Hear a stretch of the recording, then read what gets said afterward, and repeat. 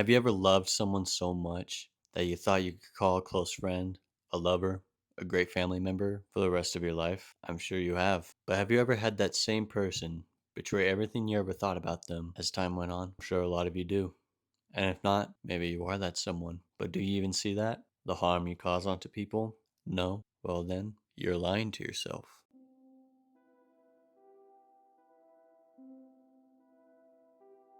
Hey, how's it going? The Prestige is a 2006 Christopher Nolan film. I made a Nolan ranking video. Go check that out if you want. But I put this movie as number one. Why? Well, because it's fucking good. That about wraps up what I said about this movie in the ranking video, but I really did want to go more into depth as to why this movie is so magical. Pun intended. So with that said, spoilers ahead for The Prestige. I recommend you watch this movie first before you watch this review. And let me know what you guys think about this movie in the comments down below. Let me know what you think about this video. Also do me a favor, if you like these videos, hit the like button and subscribe and enjoy the video. Alright, number one, the concept. When I was making my Christopher Nolan ranking video, I read the description to this movie and it said, two magicians dismantle their lives to outmaneuver each other following a shared tragedy. Well, that doesn't leave much to the imagination, but as soon as you go through that setup, where because of Christian Bale's character Alfred Borden doesn't listen to his boss John Cutter, played by Michael Caine, a magic trick goes wrong and kills the wife or lover of Hugh Jackman's character Robert Angier. I thought to myself, this was a good setup. You know, we see the instant dichotomy where Angier has love of his life taken from him, and soon after that, Borden finds his love. Now, Angier and Borden are both quite passionate about magic and the art of deception. They both want to do better than each other, to destroy each other, to be better deceivers in terms of magic and to the public eye. This is best demonstrated and introduced in the first scene of Angier ruining Borden's pistol trick. But instead of killing him, he merely just ruins the trick. With the pistol scene, they established this rule throughout the movie that they originally weren't going to kill each other, but they were going to ruin each other's tricks. That changed with the future death scene. The future death scene is supposed to imply that there are lines that are willing to be drawn to be more drastic, both being professional magicians. They see that they can sabotage and see through tricks, which one can outsmart the other and be the better magician. That's the premise of the movie. To have the prestige of being the better magician. And for the first half of this movie, it's pure chaos, but it's followable, it's intelligent, and it does such an amazing job as setting the premise. And the premise isn't answered until you know how it works. The story is structured like a magic trick. When you get revealed the answers, you see how the story works. And that leads to my next point, hidden in plain sight. The best way to lie is to mix the truth into it. A baseline of truth mixed in with lies is the greatest psychological tactic in getting away with lying. I learned that from the alpha male boot camp. But seriously, take this as face value in a couple ways. One, has anyone been good enough to lie to you because you thought the lie was so true? Yeah, the best liars mix the truth in with the lie. And now think about this.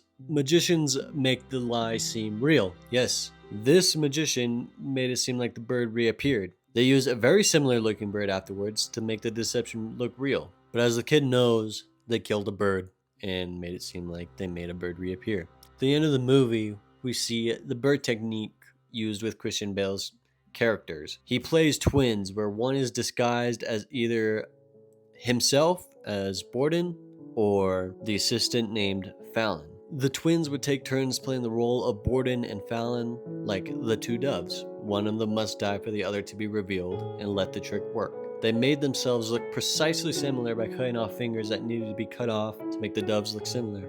The name Fallon is of Irish origin, meaning ruler, superior, and descendant of superior, which is such a nice detail to this character because Borden being the superior of Angier and the descendant of Borden who was the superior in the end, merely disguised as an assistant to Borden supposedly. It's a nice little detail. You can catch these blended lies with the truth on rewatch, how Borden made the reappearing man, making it seem like a spectacle, an utter shock to the audience, but upon rewatch, once you know the truth, you know how they lie. That goes with about every trick in this movie. You get a pick at it like Cutter and Angier tried to. Not just within the realm of magic, but in the personal lives. So they put this facade up with their wives, their girlfriends, their children, their friends, not revealing the truth until it kills them, literally. These magicians are hell-bent on lying and bending the truth, even if it destroys their love life. Some days Borden does love his wife, some days he doesn't. But he's not really Borden. He's Fallon, quote unquote. He just knows what Borden knows how to act like him, looks like him, but isn't truly him. The emptiness a lie has onto a liar's heart is shown. It's pretty tragic how invicted Borden is to ruining Angier's career and vice versa. Leads us to our next part, the game of envy. Borden and Angier are quite envious and deceitful in their nature. All of this started with the fact that Borden believes he can do better than he is already doing. His passion for magic cannot be undermined by simple games. He pities lackluster techniques and admires the strong, complicated, thoughtful pieces of magic. Angier is the one who wishes to keep the illusion similar. When shit hit the fan with the death of his lover, he decides he must one-up Angier and destroy him with the game of magic. He must take away what Borden has going for himself, his knowledge. Through the course of the movie, we see Angier take up bolder and bolder ideas, sometimes to the dismay of sabotage by Borden, because Borden still pities Angier and finds him pathetic and below him even after the misdeeds towards Angier, leading to Angier to seek out Tesla and to create a machine that will usurp anything Borden can do, where he creates the machine, a device that seems to make people disappear, be cloned, or just be sparkly. There are a lot of theories as to what the machine actually works in one way or another. Does it clone Angier, or is it just an illusion? Is it truly magic? A lot of theories are plausible, but it does genuinely work. I think that is what the movie established, but some say otherwise. For the case of this video, it works. It clones people, as in the scene. Just from what I've seen in the movie with the cloning hats and Angier killing a clone of himself in the ending, I believe it was a cloning machine. But it does achieve one thing in the end. It works in a multitude of ways, this machine. It tricks people and it strikes the highest level of envy in Borden, to the point where Borden sabotages the trick and supposedly kills Angier. And when Angier is proved to be alive, I think it is plausible that an actual cloning machine in the end. It's fun to theorize, however, but the machine represents creating lies out of lies. That is not the true original Angier coming out of the trick every time. He is based entirely out of lies, and once it is caught by someone who recognizes it, the lie dies. Because Borden's trick was better. It had more truth to it. Borden is the better liar, and he won the game. At a large cost, however. It doesn't matter how much of the truth you have in your lie, however, because lies do destroy lives at the end. This movie doesn't condone the lying. It is a warning about the cost of lying. Think of it like this. The more you lie about something, it's a bubble growing in size. The bigger the bubble grows, the more likely it is to burst. The bigger the pop, the bigger the consequences, I suppose. This movie starts out with small lies in the magic tricks, so the career of lying. They kill birds, they tie specific knots, they hide things in plain sight. But when men start lying to other people to make their lives grander as time goes on, relationships trend further apart. More tension and emotional turmoil builds up. And in the end, damages are being done, and one of the men die from their envy, and the other is supposed to be a dead man who definitely lost a lot in his life. A brother, a wife, a career, an ideal life, all for a lie. David Bowie's character, Nikola Tesla, put it best. Just because you can build a machine doesn't mean you should.